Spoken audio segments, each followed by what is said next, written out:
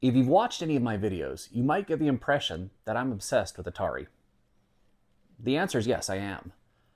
But I'm also obsessed with the Steve Jobs era of the PowerPC, Macintosh computers. As you see here, these are just some within the collection that I have here as well. I absolutely love these.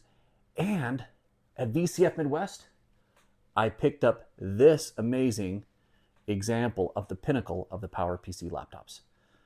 This is the G4 15-inch 1.67 gigahertz high resolution screen Powerbook G4. Let's get to it.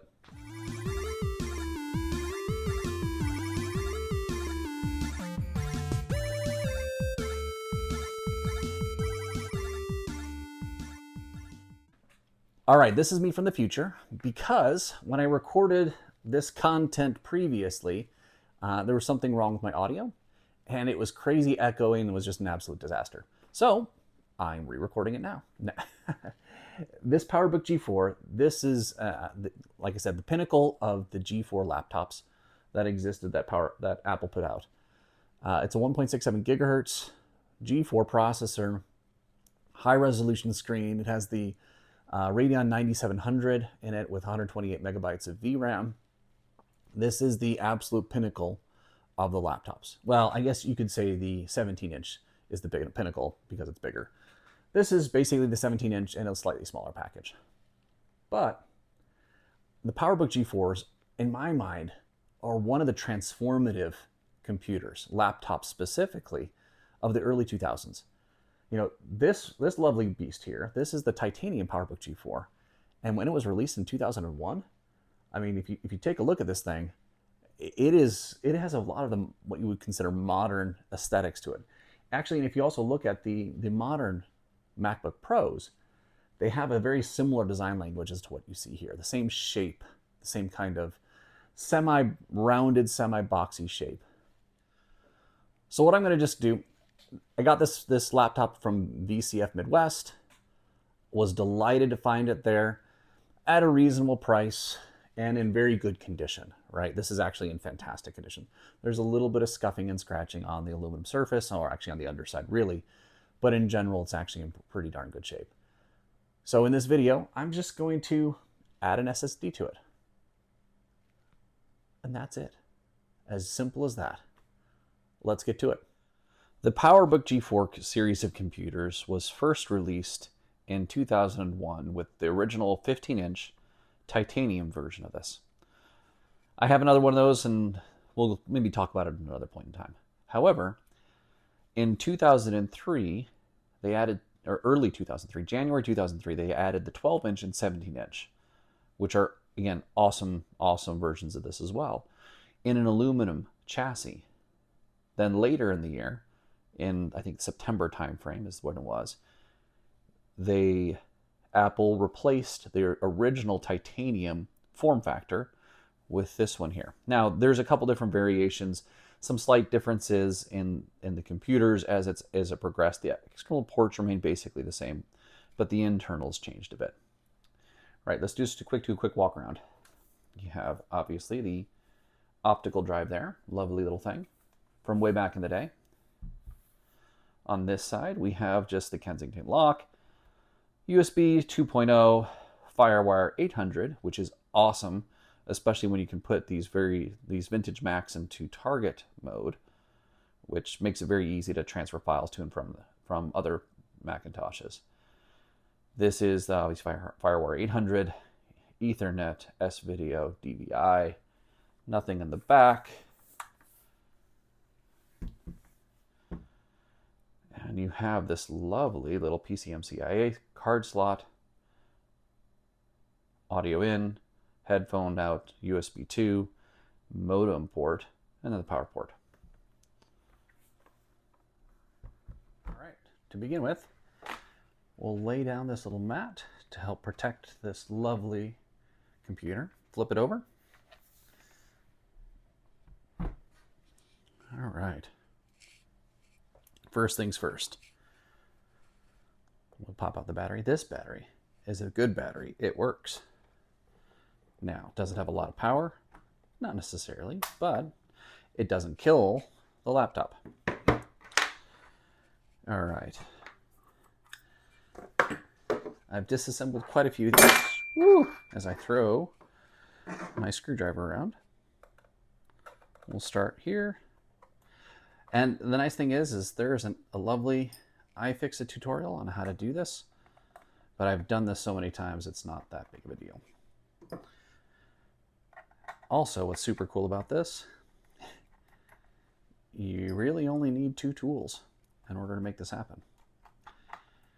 You need a Phillips head, small Phillips head, and then a hex head.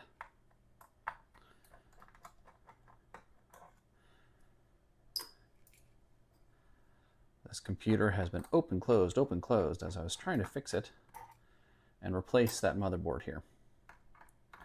All right, let's go into a montage where I just pull out all these screws in fast, high-speed mode.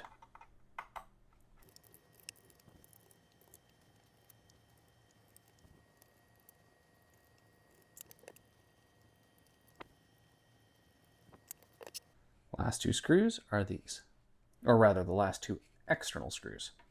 There's a few more internally.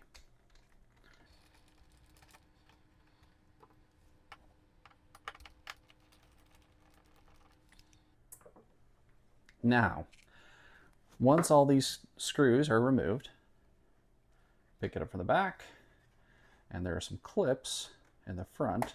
Just lift gently. You don't want to yank it off because the keyboard is attached to the motherboard underneath. There we go. And here we are. There is the hard drive. We'll just adjust you a little bit. Now we have 2 brackets, one on either side of the hard drive, and we'll just remove those.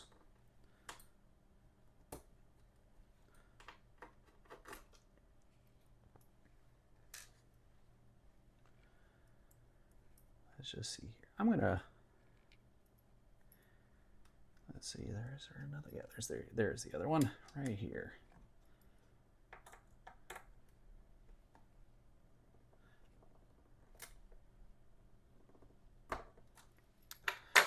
I'm gonna get a different screwdriver. All right, so we're just gonna also remove this guy here. There we go. I may not have had to actually remove those. Actually, the more I think about it, I probably didn't. We'll see.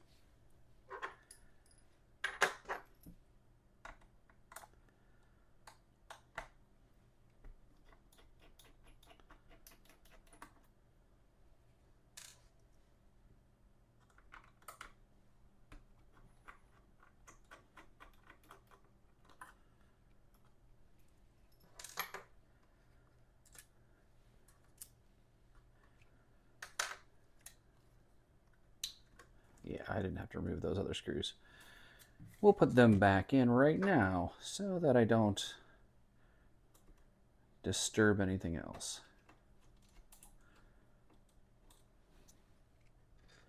Nice and easy peasy.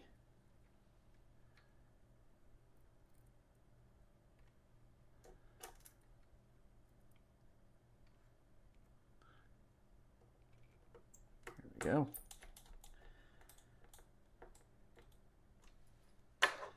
Here is the SSD, the mSATA SSD, and the adapter.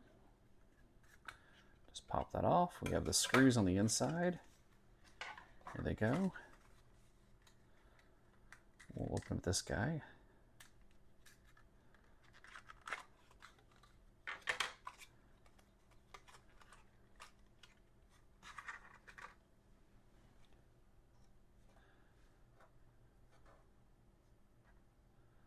So we have these 2 mounts here that it'll go into.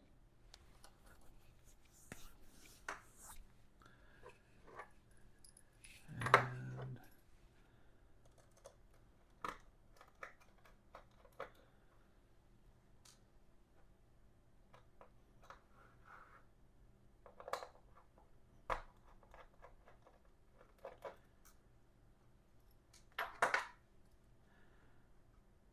no. This way. There we go. Let's take a look at this. up close.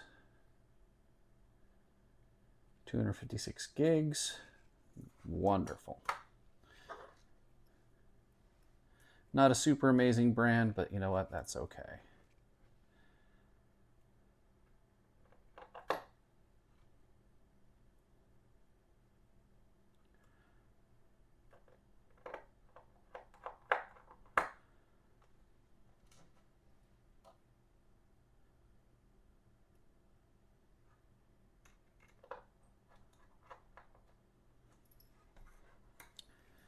There we have it.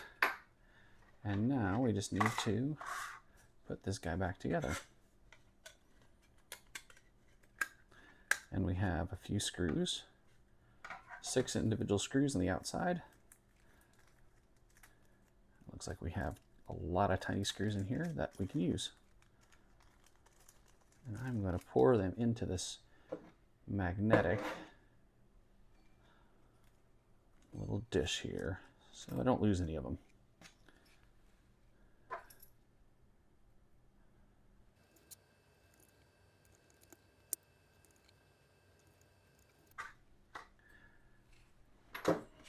Next part is to transplant these parts over to this guy.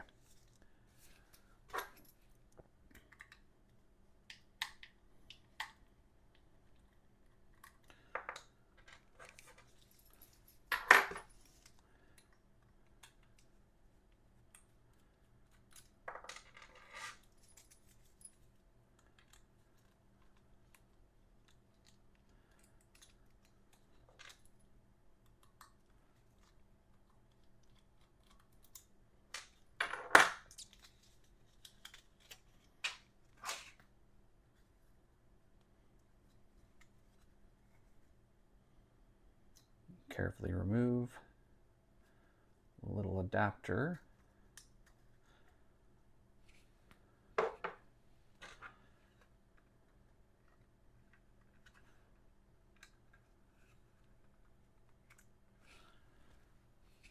And we are good with that part. And now we just need to attach this little plastic cover. We're just going to do that for the sake of keeping it complete. So we're doing a couple step upgrade, going from a 160 gig rotating hard drive to a 256 gig SATA, or not SATA, SSD. It is not SATA. It is mSATA.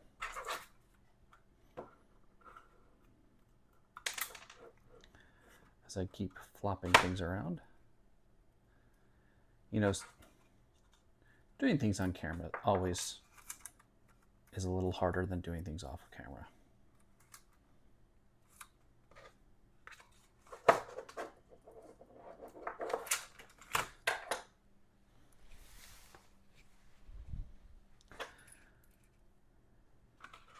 As I fling these things across the room. There we go. I think I got it this time.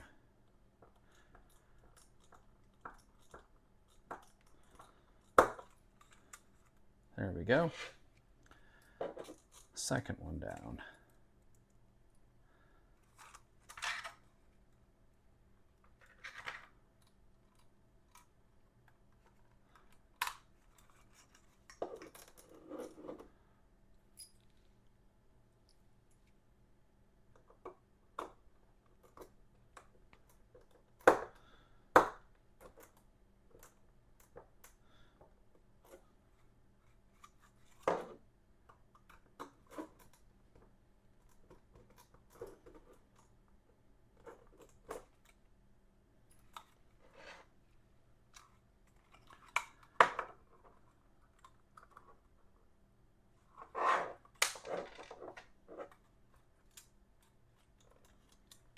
So used to using the magnetic tip that when it isn't enough, it becomes very painful.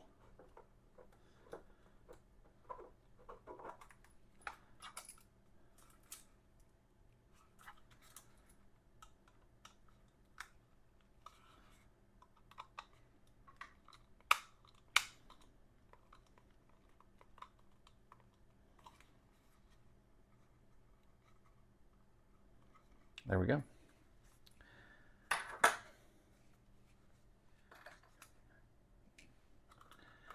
Slide it in here. Make sure everything fits in place. There we go.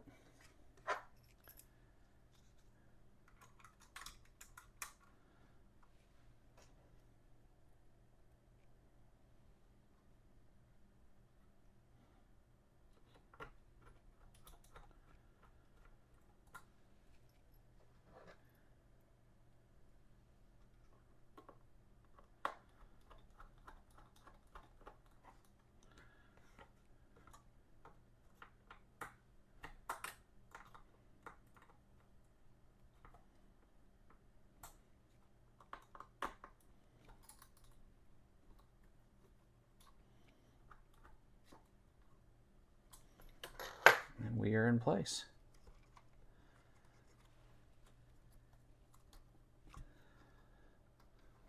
Last step is just getting this hooked up to the board.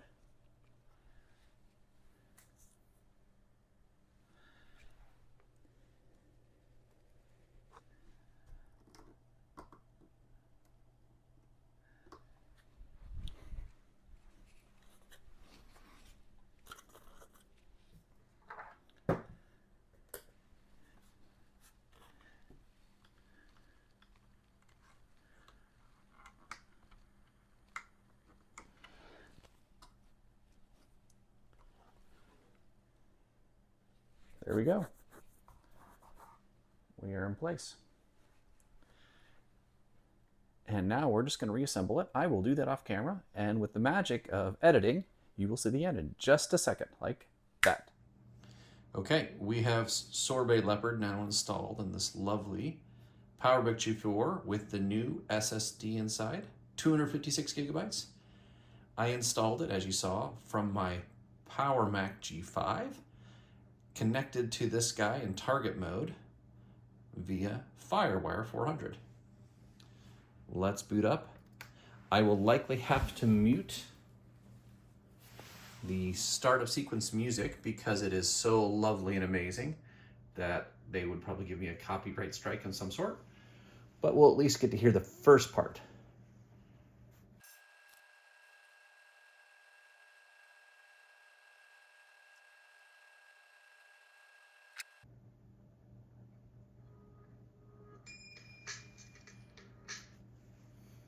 Okay, so I will go through the whole setup and then we'll get to the desktop. Be right back. All right, here we are, Sorbet Leopard. Let's take a look about this Mac. 10.5.9, Sorbet Leopard. Look at that. Zoom in here. Whoops. There we go. 10.5.9. 1.67 gigahertz PowerPC, 2 gigabytes of DDR2 RAM. Looks good. Now, what does Sorbet Leopard get you? There's supposedly some enhancements in speed and responsiveness, etc. There's also this lovely Sorbet App Store. I've not installed, oh, it doesn't like my my Wi-Fi at the moment, so no internet connection. But that said, there is an app store. This is the first Macintosh that or PowerPC Macintosh I've installed Sorbet Leopard on. We'll take some time, test it out, see what we like, what we don't like. One thing I will not likely be doing is I've used the Leopard Rebirth theme in the past that kind of reskins this to look like High Sierra. And while it's gorgeous and beautiful, I actually found some issues with some games where it affected the ability for the computer to go into full screen mode. For whatever reason, I'm trying to remember which one it was. It might have been Civilization 4, it might have been Neverwinter Nights, something. There was at least one game, or multiple games, that had issues with the Leopard Rebirth theme. So I'm going to keep it just in this Leopard Sorbet view for the time being. Let's see how it works. All right, that's everything. This is a simple upgrade. of a non-Atari computer, but I really do love these PowerPC Macintoshes. They are, I think, fantastic designs, way ahead of their time in the early 2000s, and they are a fun series of computers to collect and mess around with. Not very useful today, but still super cool, and the design is just wonderful. All right, thanks for watching. Have a great day. Bye-bye. Of course, it wouldn't be the Power Vintage without a little bit of Ultima IV. See you later.